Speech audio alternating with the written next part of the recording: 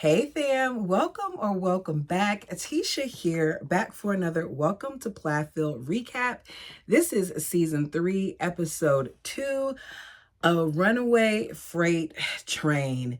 Do me a favor and hit the like button as we kind of jump into this. My overall thoughts of this episode is I felt really uncomfortable. Kim's conversation with Lydia really bothered me. She speaks as if she is trying to support her when what I'm seeing is that Kim is clearly trying to control her. Hearing Lydia say that she has to find a way to deal with her emotions when what is really being told to Lydia is that she should suppress them. And I don't think she should have to find a way to deal with something. I feel like she's being very open and very honest about how she's feeling. And her mother is making her feel like she's wrong for feeling the way that she's feeling. We'll get to it. As far as Ethan, as I watch him, I cannot help but realize just how miserable he is. And the only time we really see him smile so far in this season is when he's around his siblings. Him and Olivia must be going at it night after night while he tries to avoid her, and it's taking a toll on the both of them. But let's get into my notes. So we pick up the episode with Lydia being extremely excited to see her older brother, Ethan, because she is at this auto shop where he is currently working on one of his vehicles. As you may remember, Lydia and Ethan have not spoken with one another since Ethan got into it last season with his mom and dad, and he put his foot down. If I remember correctly, that's like it's been a good 6 months.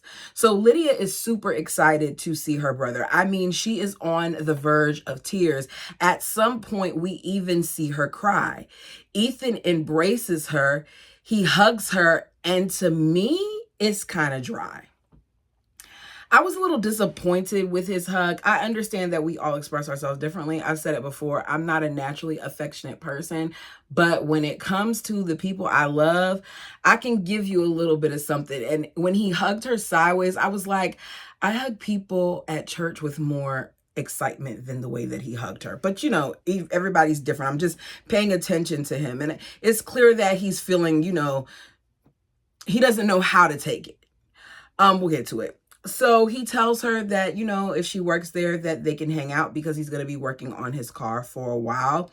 It's a little awkward, and he even mentions it. It's not giving that these two people are siblings who were brought up very closely. It's giving that they are people in passing who are just having small talk, and it's making me uncomfortable watching their interaction.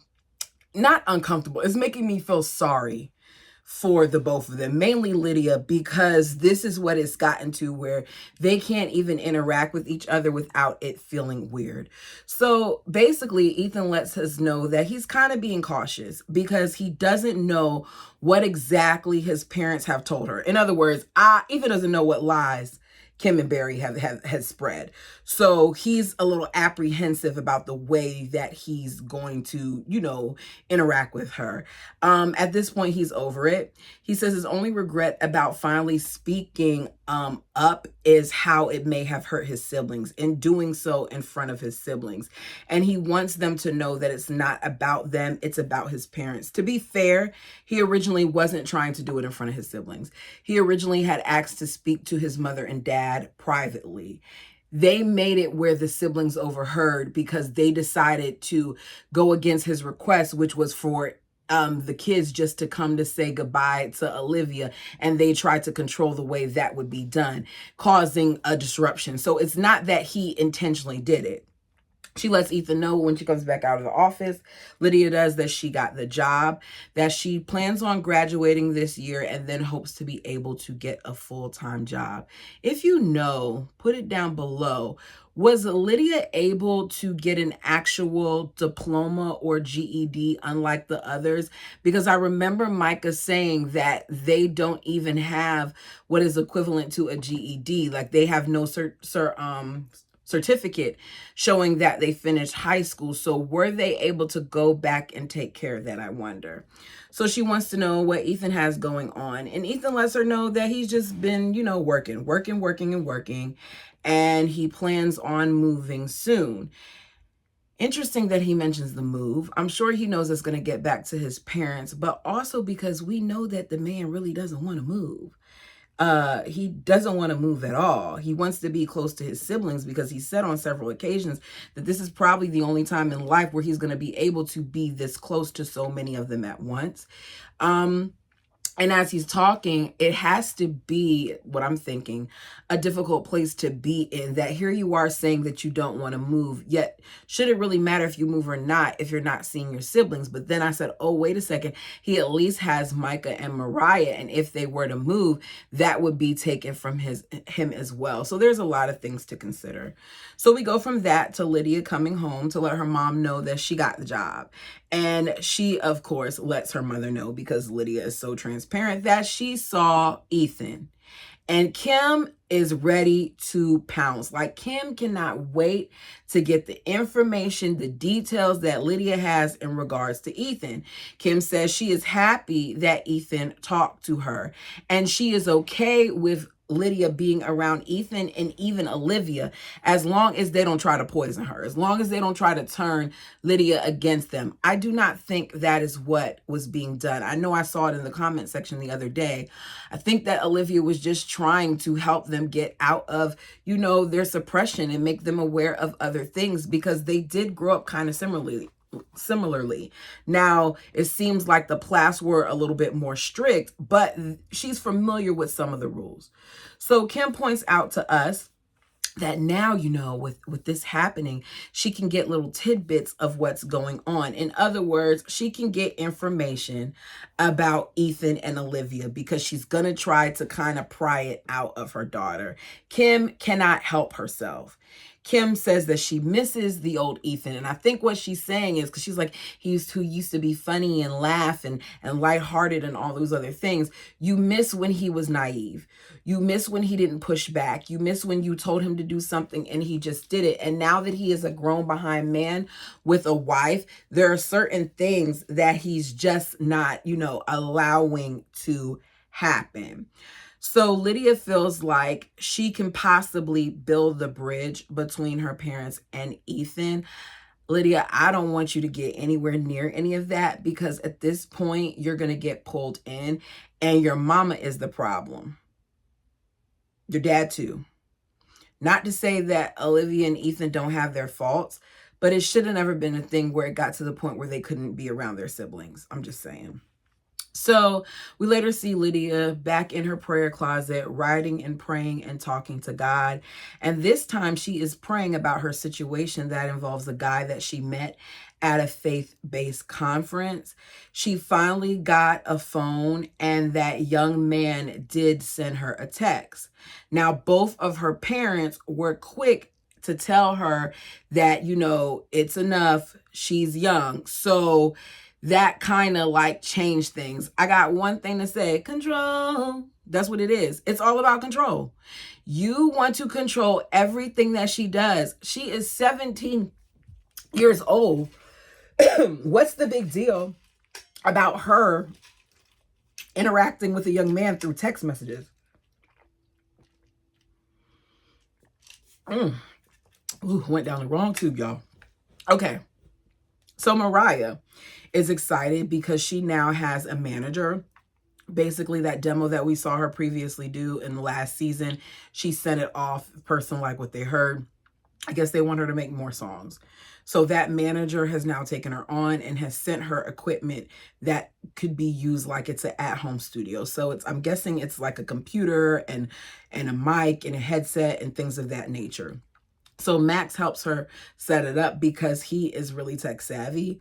But I'm looking at him as he's doing it, and he seems to be confused about some things there. I mean, I can't judge. I'm the same way. My son has told me multiple times that he can teach me how to edit and do some stuff, and I've seen him do it because I've seen him edit for a class, and he's currently thinking about doing his own YouTube page, but I'm not going to say what it is if he doesn't want my audience to see. Anyways, that's another discussion. Anyways, I know he can edit, and he told me that he can teach me, but I'm just not ready.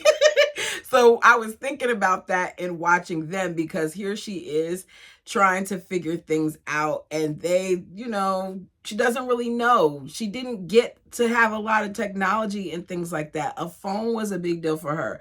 Her mother used to monitor her getting online and had a passcode that only she and Lydia had. So this is all new for her. So we go from that to Micah's friend, Helena. You guys remember Helena. She's the one that we met previously when Micah first started modeling in that store. She was the one who modeled with him.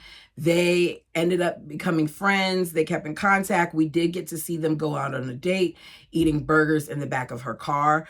I think that he said that they've been out on a few dates. So she's back. They both feel like they can count on each other. We see them look at old pictures that they took together. And then he gives her a tour of their home. She is, happy for him and his sister, and he's happily showing off their multiple couches and the changes that they made. We then see Helena and Micah walk over to Ethan and Olivia's home because he wants them to meet her. Now, Olivia is very friendly, and Ethan, to me, is dry. And from what I can gather, based on some of the things he's saying, he is still upset because they must have had an argument, I'm assuming, right before Micah and Helena came over there. And Olivia is acting like it didn't happen because he makes mention of how Olivia can just flip a switch and act like they weren't just arguing, while he isn't that type of person. And the fact that she's able to do that gets under his skin. Here's the thing.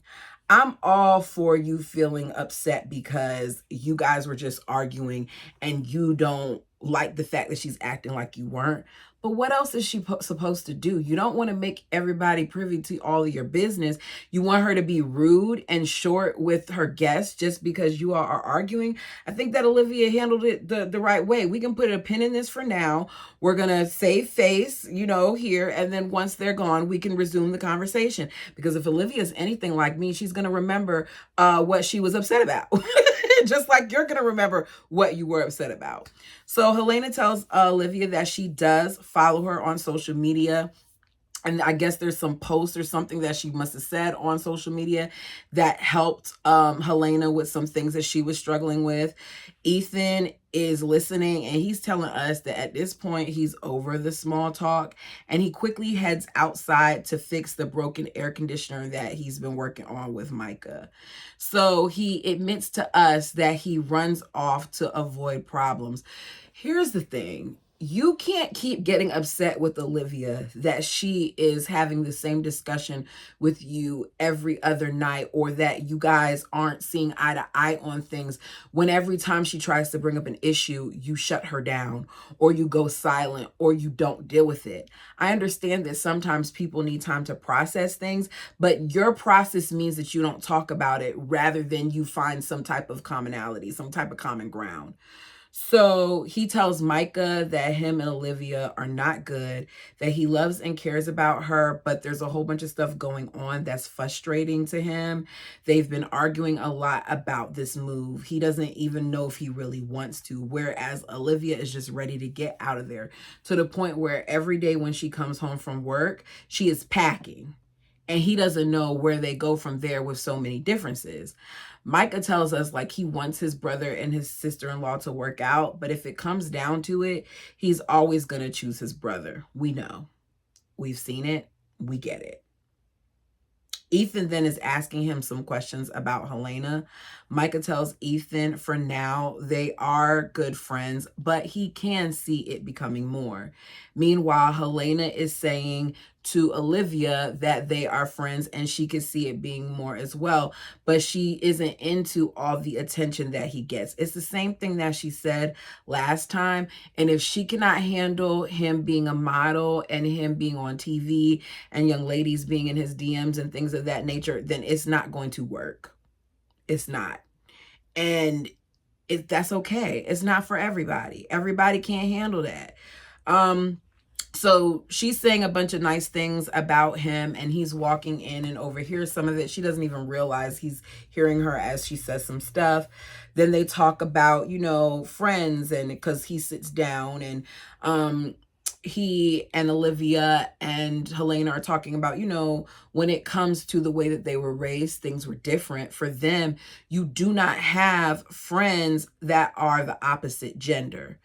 That's not a thing. And I heard it and I said, it's just sad to me what they force on these kids. I am so grateful for my male friends. My guy best friend, he helped me get through high school, because when I had to move back with my mom, I was miserable. I hated it. I did not want to be in the area. I wanted to be in New York with my friends and with a good portion of my family. And he was my sounding board. Like, I could just tell him everything. He was mad because he was back. Like, it was my sanity in some instances. And he was a guy. So to hear that, I was just like, oh, that sucks that they're being told that they can't hang around these people. And then you expect them to understand these big emotions that they feel once they're finally able to interact with somebody of the opposite sex. Like, y'all have created this. Y'all have. So Olivia enjoys her talk with Helena so much that she's like, I need to get your number. And they decide to exchange numbers. So it goes well. But Olivia lets us know, like, she's not happy. And that she feels like at this point, her and Ethan, even though they're married, they're just functioning. And I'm looking at them and I don't even feel like they were functioning, because they both look extremely miserable, as I said earlier. So we later see Ethan and Olivia, and they head to Micah and Mariah's house to officially meet Max, because they've met him before in group settings, but never one-on-one. So Max wants to spend some time with them because he feels like he doesn't know them and they don't know him, and he hasn't really got to meet them. He feels like they don't want to meet him and they're avoiding him. So he's nervous. They walk in. They don't even knock. They just walk in. And the vibes are good. We see Ethan shake his hand, and Olivia gives, Mariah a hug, and they sit down and they eat burgers, as well as do some small talk. Ethan sees how happy his sister is with Max, and it makes him think about him and Olivia, as does she, because they were very happy. They were very affectionate and all those things in the beginning, but now they're not. So he's hoping that the honeymoon period doesn't fade away and they no longer are like this. He's hoping that it lasts. Max tells him that he didn't think that they wanted to meet him, because he's tried several times to kind of hang out with them and they either didn't come or they canceled. Olivia lets Max know that she's sorry, that it's not that they're avoiding him.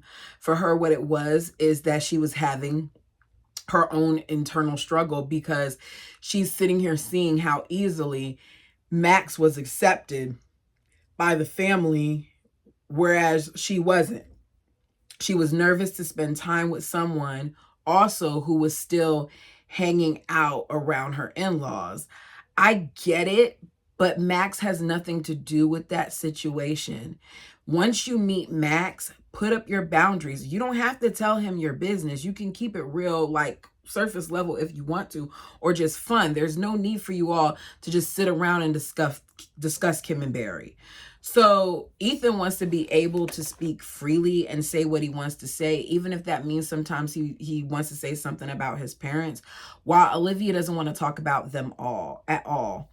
They have their boundaries. It's okay. Just move accordingly. If Olivia doesn't want to talk about him, then don't talk about him. Ethan, if you want to vent, call your siblings and vent.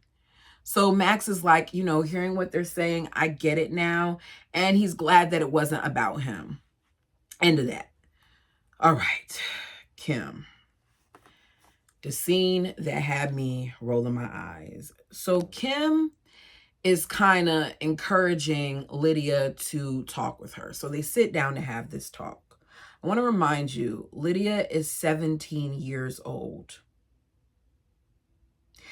Kim is claiming that she's allowing Lydia to decide where her relationship ends up with this young man that she's been in communication with.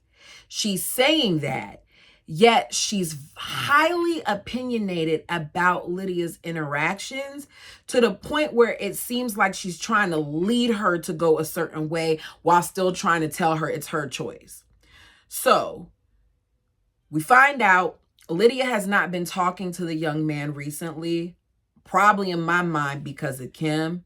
She says that she misses being able to speak to him because he was her go-to when she was having bad days and he made her feel better. Very much so like what happens when you find a friend or someone that you are romantically interested in. It happens. It's natural. There's a connection there. There's a bond. So you want to talk to that person, right? So Kim tells us that she went through Lydia's phone to see who she was talking to and found out that Lydia spent a lot of time texting that boy. About 100 texts a day. Was it an additional charge? I mean, 100 texts a day. Okay. Does that seem excessive? Maybe, but I know what my phone looks like. And I know for me, I'll text you before I call you. And I can have a whole plethora of text messages. Now, you know, the iPhone doesn't break it up the same. Well, I don't know. Does Android still break up messages? I can't remember. I know back in the day, Android messages used to come through in like 3 parts on some of your phones, whereas the iPhone would just send it to you all in one lump. I'm going to assume that that Android now sends it in all one lump. But my point is, like, it could be a smiley face could be counted as one. Do you really have enough time to sit there and count how many text messages that young lady has sent out to that young man? Maybe if Kim actually cleaned her house or did something other than have her children, because why every time the kids are cleaning, is Kim never doing the cleaning too? It doesn't seem like it's balanced to me. So my opinion is, unless there's inappropriate conversations going on, I don't see what the problem is. As I said, my best friend, G, love you if you're watching. I know in high school, no lie, we used to spend hours on the phone with one another. Hours. To the point where my mother would come home from work, see me on the phone, and she'd be like, hey, G, tell G I said hi. Because she knew who I was talking to. Like, who I was always on the phone with him. And it was very much so platonic. But you're acting like her sending text messages is a big deal. Okay. She's a teen. It's what they do. They talk. They run their mouth. My son, he might not be on the phone, but he's going to be on a video game with the headset on, talking through that. Like, this is what they do. Anyways, so she says, her words, that those text messages are red flags. Not what the text messages said, not that he was being highly inappropriate with her, not that he was asking her to sext him or show him some skin or anything like that, but just the amount of messages that there were. I need to calm down. I feel myself getting really, really loud. Okay. So she said that she also noticed with those text messages that Lydia is becoming emotionally invested. And that is a red flag to her because she hasn't known him long enough. God forbid that young lady form a connection outside of the Plaths. She barely at this point has any friends because she's always either at home doing work or at home doing homework or at home cleaning or running whatever errand she's allowed to run, or maybe now getting this part-time job. She's surrounded by you all. And yet you have a problem with her being connected to someone other than you. Why? Because you're afraid of what control you'll lose? The way that in watching these episodes, I feel anger with how things have turned out with Kim. Kim was so opinionated about a simple text message talking about that being a red flag, where for me, it's a red flag that you're still married to Barry and you moved out of the house and decided to go shack up with this other guy when you were so opinionated about something as simple as some phone calls and some texts. So according to Kim, talking and texting isn't a way to get to know him. That sounds insane. Like, yes, it is. It's one of the many ways she can get to know him. There are people who learn more from having conversations with people on the phone and texting them than they do from having interactions with them. Now, not saying one isn't preferred over the other. Of course, I'm going to rather be around you than text you, but don't act like you can't be connected with people. There are people who have created lives over long distance relationships. What do you think a long distance relationship is? A whole bunch of talking on the phone and texting and seeing each other here and there. Look at Lydia now. That was a long distance situation where she was talking and texting, and now she's married. So Kim, you were wrong. I'm just saying you were wrong. So Lydia is looking at her mom, and Lydia is finally realizing, number one, that her mother is confusing as hell, and number two, that her mom doesn't know what she's talking about. Because she tells us, like, her mother doesn't really know how she's feeling or what they talk about or how she feels about that young man. So she can't really speak on it. Thank you, Lydia. Kim is trying to make it seem like Lydia chose to stop talking to him and that it was her choice. And then in the same sentence, she's saying to us that the phone that she got was for her because she started driving, and for her when she goes out to the rental properties and stuff like that, you know, to be their maid. And it wasn't for her to text this boy. It wasn't for that. Meaning you had a problem with her communicating with this boy. So Lydia is over the conversation because she does want to text him, and it's hard that she hasn't been able to. Kim says, how about you wait until he's done with high school and then you can visit? She is 17. What are you talking about? It's just her trying to keep her in this little bubble, to keep her close to her for as long as she can. And she was doing a disservice to Lydia in so many ways, disregarding her feelings, not caring about her emotions, trying to get her to suppress them when she was just trying to be a teen. The fact that this little girl at 17 is in a closet praying, writing notes and stuff on the wall to hang it up to ask God for guidance and whether or not she can text the boy, like, come on. The amount of pressure that they put on her for something as simple as social interaction is ridiculous. And then y'all wonder why she met this guy, Zach, who I think is a good guy, and has fallen for him the way that she has. I don't know. Anyways, you guys, let me know what you thought about this episode. Like the video as it helps the channel. Until next time.